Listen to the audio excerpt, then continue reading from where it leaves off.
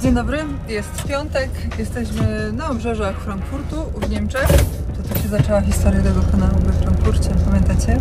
Cześć, jestem Iwona, zabiorę Was na przejażdżkę po strefie cargo lotniska w Niemczech, widzicie?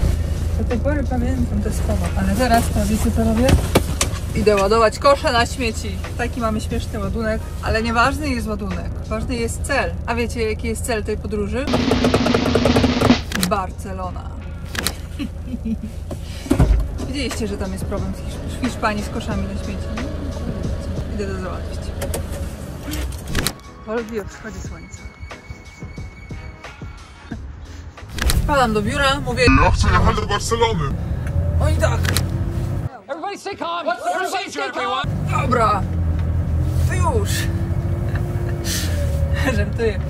Oczywiście, ale coś w tym stylu powiedziałam. Więc kazali mi pojechać dalej, zawrócić i czekać. I jeszcze powiedzieli coś jednego, pięknego. Załadunek z tyłu.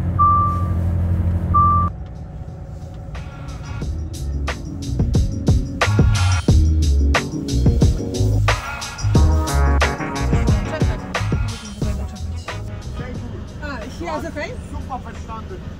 Du kannst jetzt da rein, stell für sich gerade und bleib so still. Ja. Danke.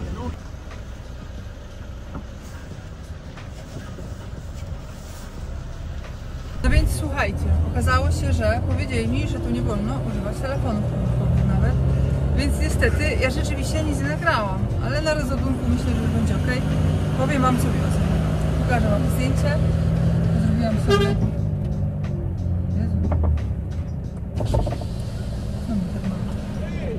Hi. Yes. Nice to meet you finally. I'm from Romania, I'm Nico.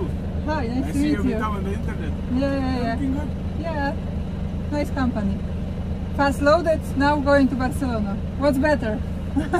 And you, how are you? Everything good. I have 2 weeks left, and after that I go on holiday to Romania. Yeah. Okay. With my family. How long you stay on the road? We stay 2 months. 2 months. And then for how long in Romania? When you go home, we stay 2 weeks. 2 weeks. That's short. Sure, yes, but we have to make sacrifice sometimes. Yeah. I know, I've been there. Take care of you. Have And a you good too. trip. Bye-bye. Thank you. Bye. Szczerze powiedziawszy, to chciałam zapytać jeszcze o wypłatę, jak się teraz płaci w firmach. Na taki właśnie jak się siedzi, ale mi trochę było głupio. Ja słyszę, że wypłaty kierowców są tak strasznie różne, że jak ja zaoferowałam kierowcy 450 zł na rękę na Podkarpaciu, gdzie Inelo, który rozlicza kierowców, twierdzi, że na Podkarpaciu są stawki około 370 zł, to zostałam strasznie zhejtowana, że robię wyzysk i że za takie pieniądze to się w ogóle nie opłaca z domu wychodzić, więc ja jestem w szoku, bo jak ja zaczęłam pracować, to pracowałam za 30 euro dziennie plus podstawa 1700 wtedy złotych było na rękę. Ja nie mówię, że to jest źle, że jest wysoko, ja absolutnie zawsze jestem za tym, żeby było jak najwięcej dla kierowców. Tylko że ja działam na takim samym rynku jak i inne firmy transportowe, więc chciałam, żeby było lepiej niż inni. No ale też nie mogę nie wiadomo jak, no bo ja też biorę takie same zlecenia jak i inni. No i się okazało, że taki był odbiór, że 450 zł na rękę za dzień to jest mało strasznie, więc na Podkarpaciu. No i jestem właśnie ciekawa, ile się zarabia tak, jak się jest właśnie po 2 miesiące w trasie i później 2 tygodnie w domu.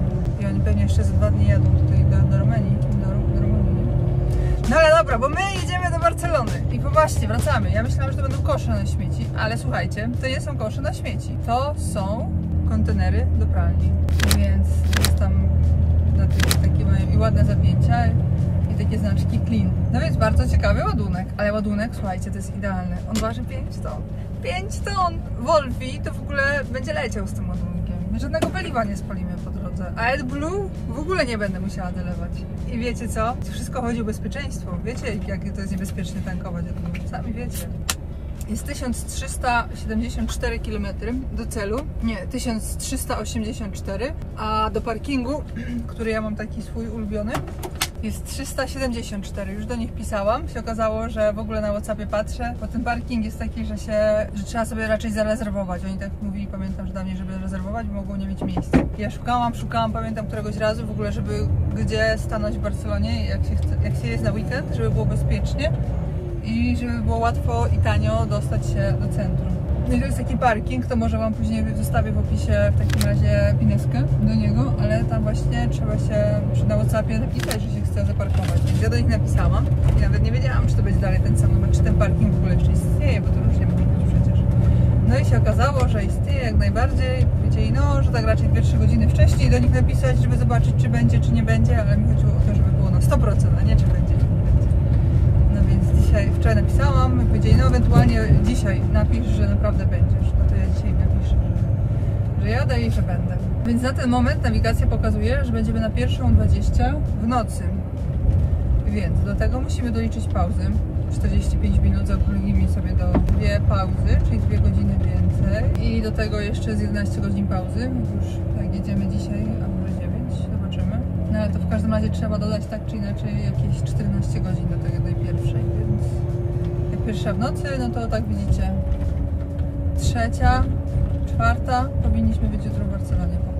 To też taka pora, że rzeczywiście można się wystroić, wziąć hulajnogę i jechać do centrum. Skąd wziąć hulajnogę? Z górnego łóżka.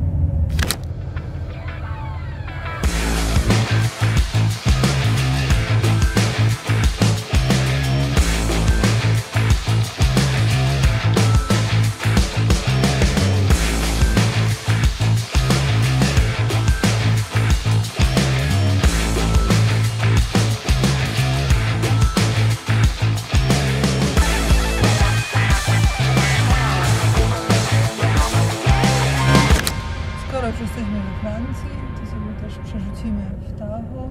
Czeka mnie duży wydatek, 2000 euro na 2 tachografy i do Volviego tutaj, do Volvega. Ja nie musiałam jeszcze teraz, ale już lecimy, nie musiałam. A Volveg, kurczę, widzicie, był tak na granicy i zamiast go po prostu przytrzymać i wziąć ze starym tachografem, czy właśnie wziąć z nowym tachografem, to wziąłam ze starym i widzicie, teraz muszę tylko płacić dodatkowo. To nie był dobry pomysł, ale teraz w ramach przeżycia w transporcie, to zrobimy jedzenie. No dobrze, jednocześnie tutaj premierę będzie mieć moja nowa taca volvowska. Można sobie kasę może taką zamówić w oryginalnym sklepie volvowskim, gadżetowym. Więc tak, tutaj mamy pomidorki. Dzisiejszy obiad to nie jest jakiś taki obiad, wiecie, nie wiadomo jaki. Tutaj też można nazwać obiadem nawet, ale w sumie nie chce mi się nic robić, wiecie. W Hiszpanii jechać, a gdzie jeszcze po drodze jeść? Ja w Hiszpanii będę jadła. No ale dobra, muszę dojechać. Po pierwsze to sałata. Jeszcze dojechała z Polski. Po drugie to pomidorki. Może je nawet skroimy, żeby mi nie uciekały. Chyba już jest pora na nowy nóż. Nie wiem, czy pamiętacie, ale to jest nóż, który ja kupiłam w Rumunii. Fiskarsa. W przygodach trackerki po trasie. I powiem Wam, że jest cały czas ostry, ale ja lubię kupować noże. Muszę też w Barcelonie, jak będę w centrum, kupić sobie młynek do pieprzu, bo nie wzięłam żadnych przypraw. W Volvegu zostały. Co nie jest dobre. Tu jest jeszcze awokado, połówka.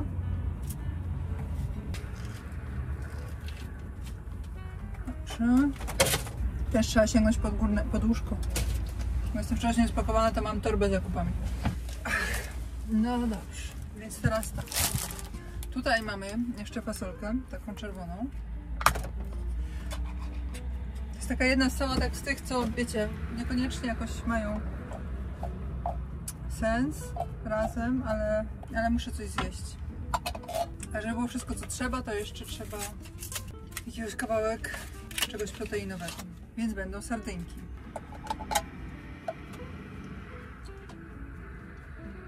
Widzę, że jest kosz na śmieci, mam śmieci do wyniesienia.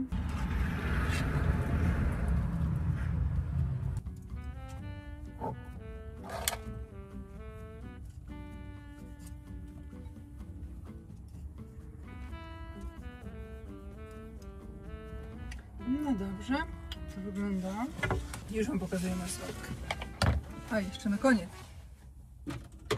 Gdzie jest? Tu jest.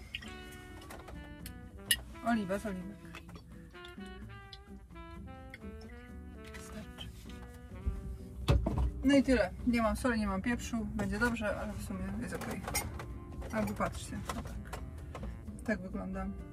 Więcej jest sałatka, jest dużo warzyw, jest tłuste, jest błonnik, to jest na białko i na błonnik, to jest na tłuszcze i w sumie na białko też. No i tu są tłuszcze nienasycone. Same zdrowe rzeczy. Same. Wygląda dziwnie, nietypowe połączenia, ale tak. Myślę, że jest pora, żeby założyć koszulkę. No a widzicie, że właśnie tutaj nie ma żadnych węglowodanów, dlatego będzie tortilla. To jest mój węglowodan na dziś. Mogłabym podsmażyć, ale mi się nie chce. Też będzie ok. O! Tak jest lepiej. Mam wodę, taką w bańce i wodę do picia. Stoimy. Jak myślicie, będzie to bezpiecznie? Mam tak z godzinę pojechać, ale wtedy bym wylądowała w Lyonie. W samym Lyonie i tam nie jest stacja, z tego co ja pamiętam, ale tam legendy słyszałam przeróżne o tej stacji. Więc tam się boję po prostu stawać, bo mam dużo paliwa. A teraz idziemy kąpać. Patrzcie, nie uwierzycie. To jest wszystko nowe. Naprawdę czysto? Już nie będę czepiać. Nie będzie. Dobra. No w sumie to można i tu powiesić. No można. To się chwali, że ktoś wyszedł i posprzątali. To jest coś. No dobra, idę się kąpać. Po kąpaniu. Od razu lepiej.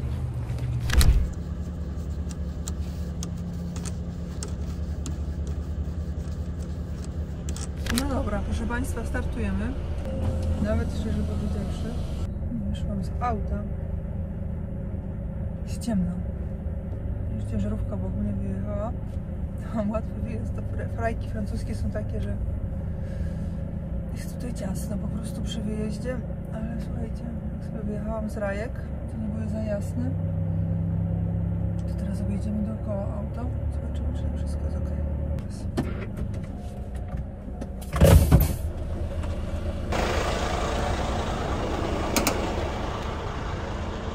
Czy nie pocięli? Myślę, że nie. W ogóle widzicie? Tak jest piękne. Widzicie, tam staliśmy na końcu. Wszystko ok, ale zobaczę.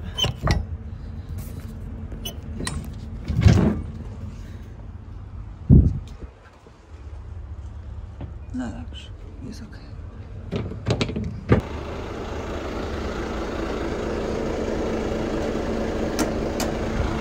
Jeszcze gdzieś będę polować na jakąś toaletę, ale to w miejscu, gdzie się da dobrze zjechać.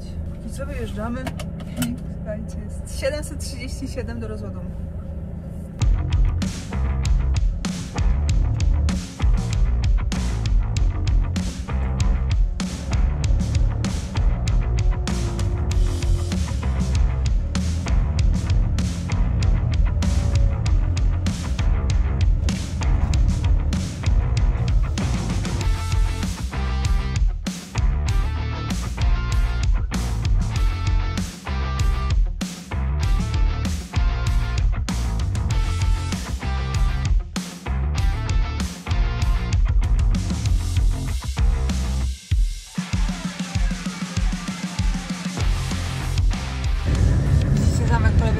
Pamiętacie, jak byliśmy tam z 10 lat temu już.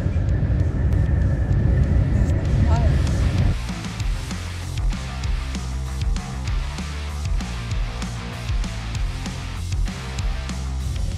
Dobrze, w końcu idziemy na kawę. Wczoraj cały dzień nie wypijam kawy. Dzisiaj gdzieś tak jakoś też nie wyszło. Teraz idziemy na kawę. Jeszcze kręcę. No więc byłam pierwszą klientką stoiska, gdzie świeżo wyciągnęli rogaliki i one są takie cieplutkie jeszcze. To jest najpiękniejsze, jak się jedzie przez Francję nad ranem.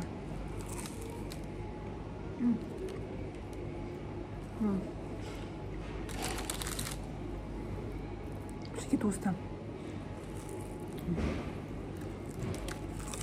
Samo masło.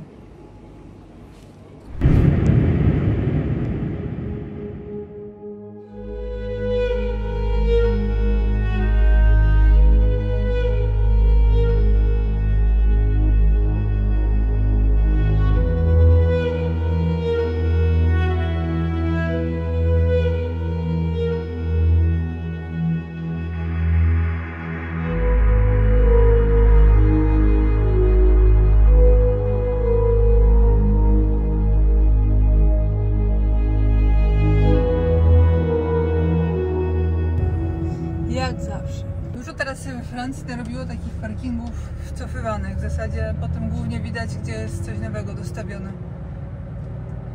Dawniej wszystkie były wjeżdżane od przodu, a teraz są też takie wcofywane. Na 45 minut to wjeżdżamy tu.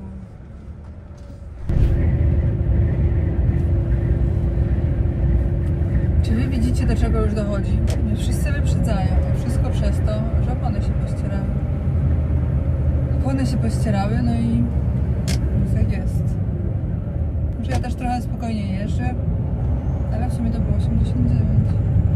Dobrze, tak czy inaczej, ostatnie bramki we Francji i...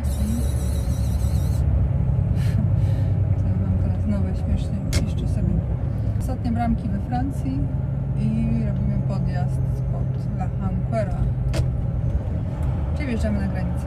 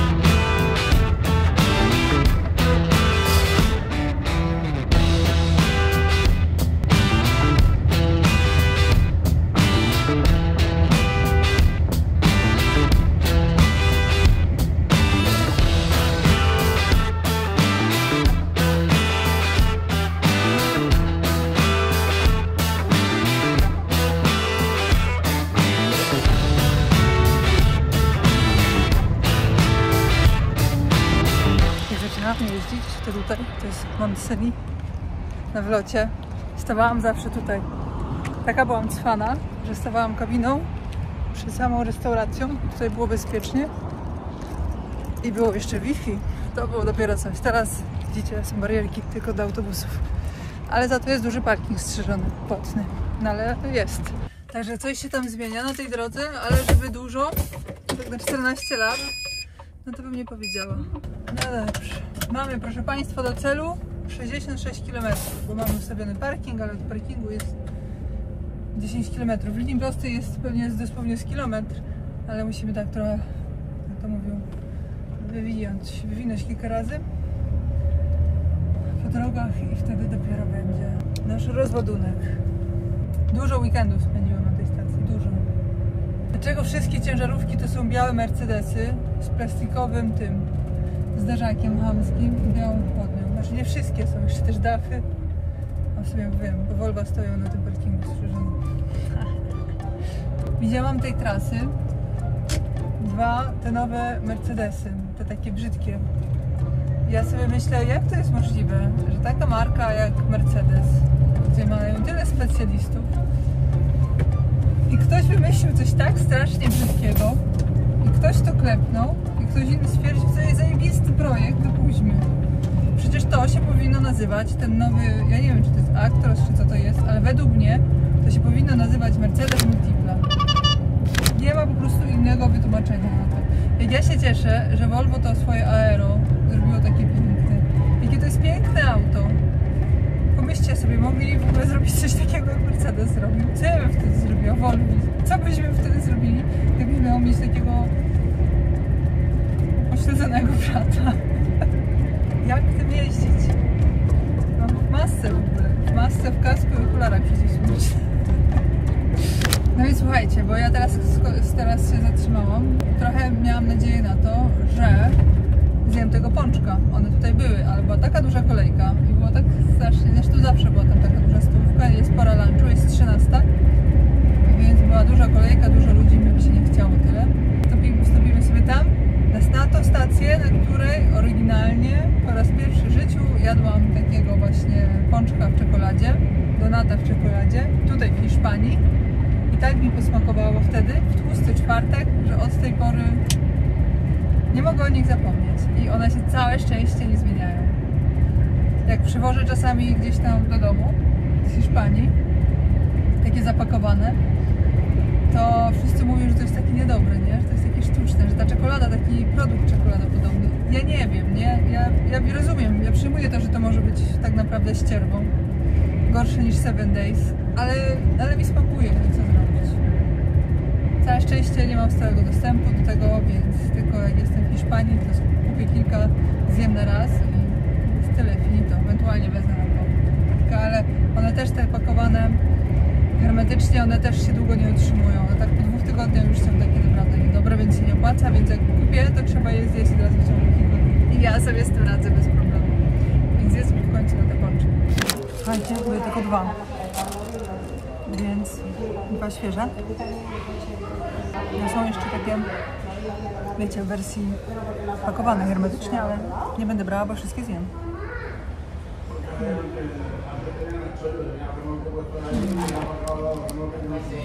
Według mnie to ja nawet w tym miejscu, przy tym stoliku siedziałam. Tylko że wtedy piłam wieczorem cappuccino. I zieleń, podwójne espresso.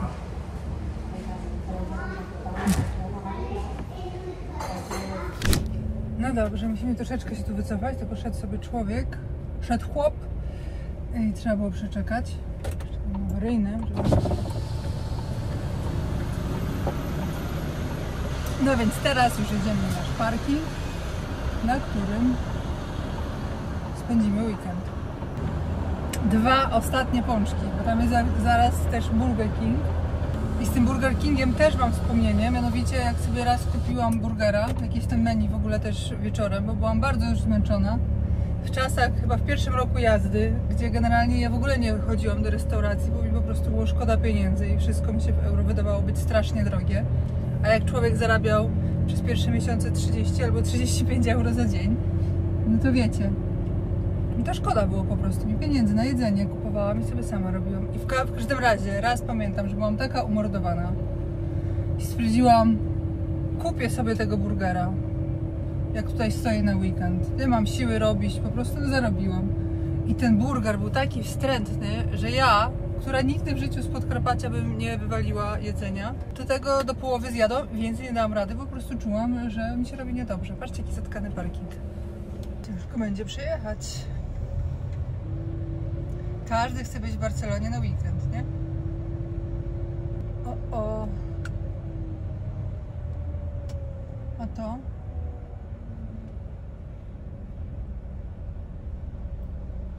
Jest co teraz?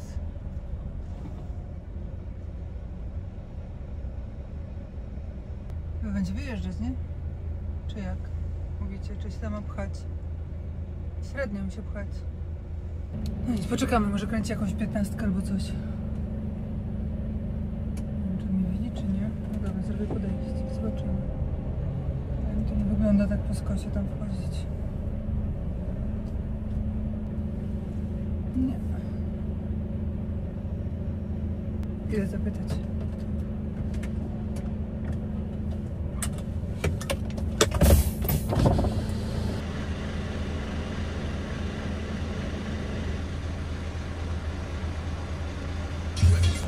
No dobrze, stary taki hiszpański kierowca mówi, że exit. Poquito. Poczekamy.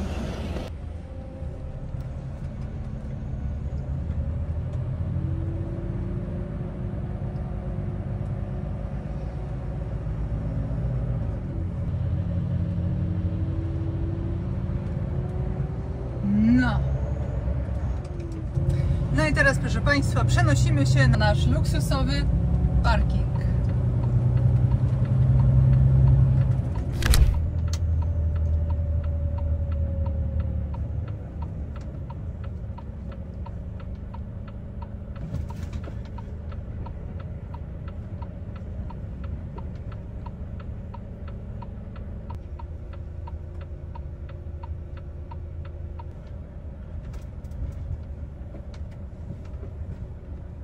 Jakbyście jechali tutaj, zostawiam Wam dane GPS, to pamiętajcie, że prosto cały czas autostradą, a nie gdzie tam, patrzcie jak się zjeżdża.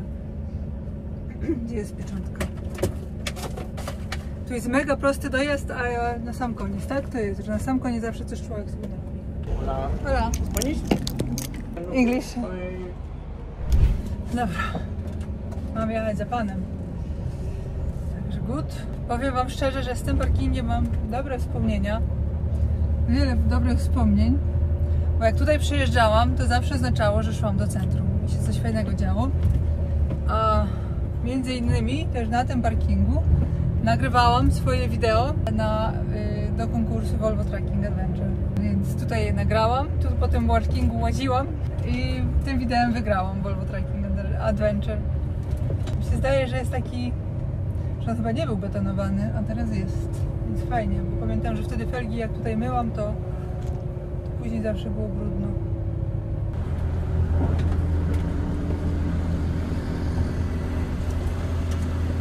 Wykręciłam, ale to nic.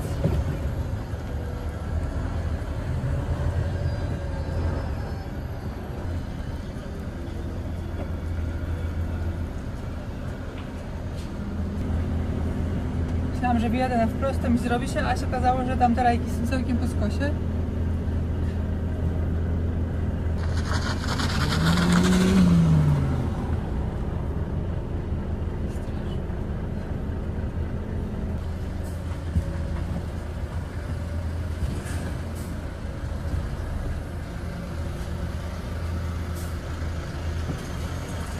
Ok, perfect.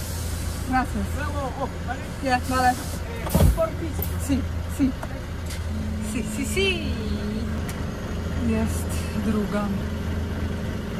Będzie taka skrócona pauza. Paszport.